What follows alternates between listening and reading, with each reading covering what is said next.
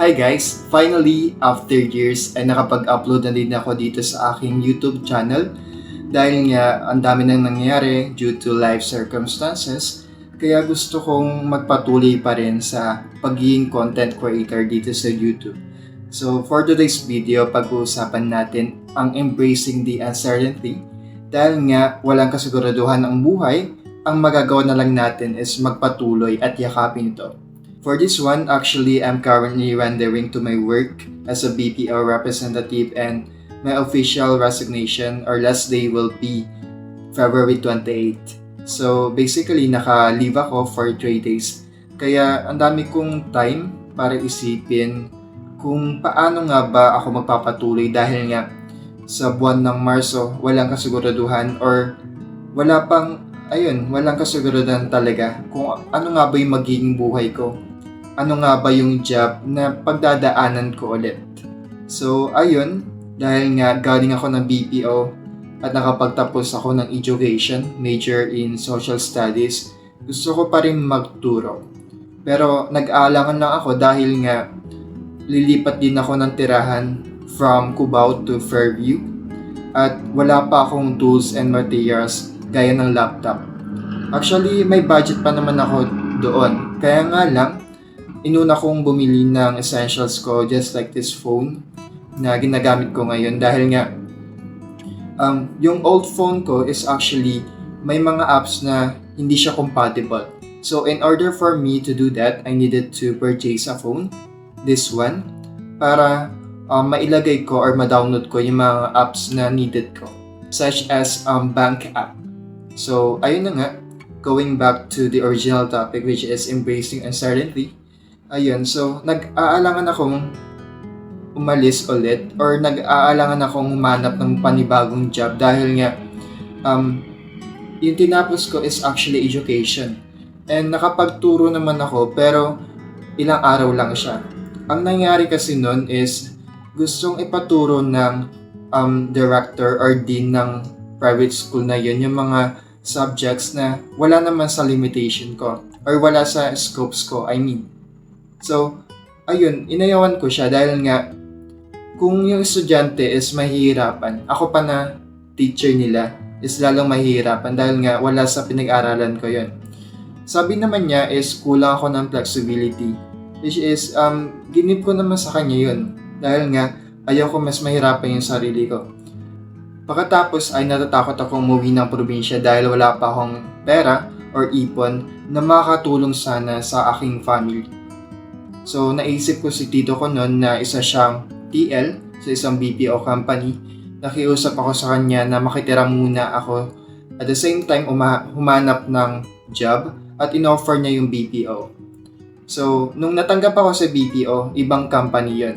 Dahil nga, mas comfortable ako na maglakad na lang or sa mas malapit na lang na company.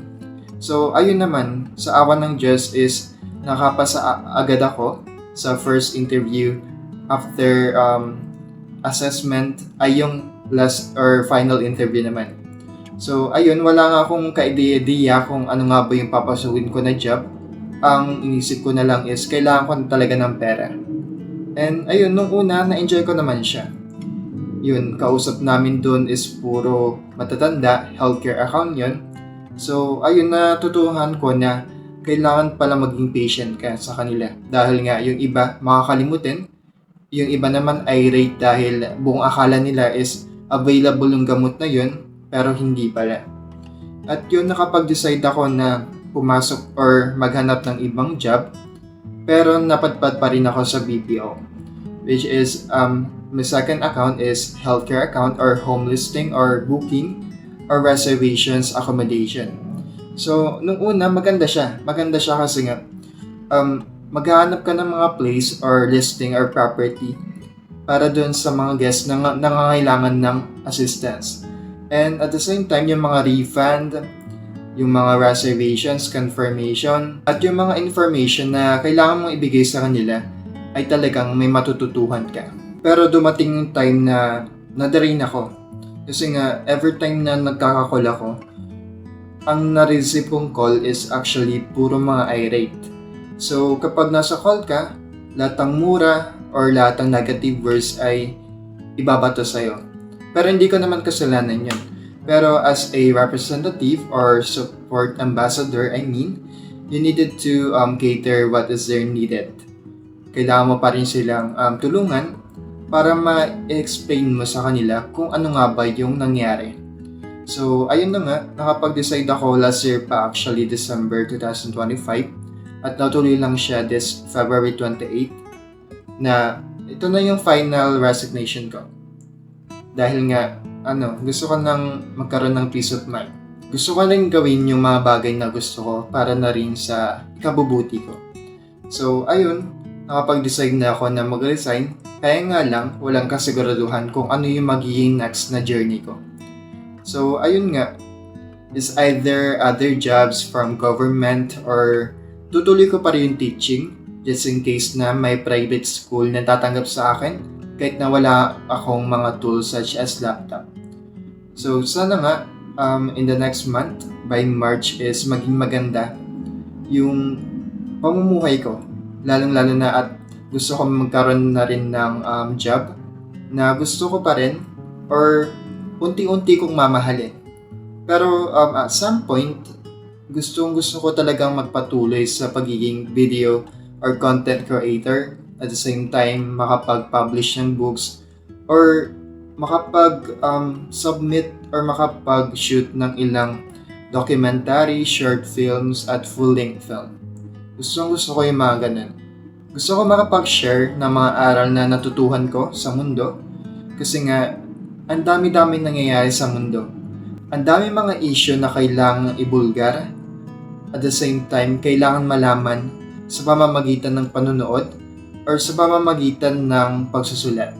So gusto kong ibahagi kung ano nga ba yung mga natutuhan ko para na rin makapagbigay ng kaunting resolution doon sa mga issue na lalong lumalaganap o lalong mas lumalaganap na kailangan natin bigyan ng attention at solusyon. So, ayun nga, ang dami kong nasulat pero hindi pa siya napapublish dahil kailangan ko pa siyang i-finalize at hindi pa rin ako nakapag-shoot ng short film or even documentary kahit na meron na akong script. Yun yung mga gusto kong gawin sa buhay. So, ayun nga, hindi ko alam kung anong mangyayari sa akin by March, kung magkakaroon nga ba ako ng job within that education sector or other jobs from government, or kung makakapag-upload na ba ako ng isang documentary or isang short film or even makapag-publish ng libro. So, ayun nga. Gusto kong sabihin sa inyo na i-embrace natin kung ano nga ba yung kinabukasan.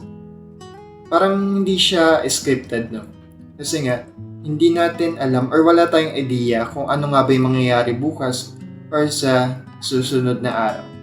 Ang pinaka-importante na lang dito is alam mo kung paano pa rin magpapatuloy sa buhay sa kabila ng mga nangyayari sa paligid. Kahit na ang pangit-pangit na ng mundo or kahit na pinagtatsagaan mo na lang ito, meron pa rin positibo na mangyayari sa atin. At naniniwala ako doon. At sana may natutuhan tayo sa video na ito. At kung nagustuhan mo ang video na ito ay pwede kang mag-comment, mag-like at mag-subscribe. Pwede mo rin itong i-share sa ilan pa. At kita tayo next time.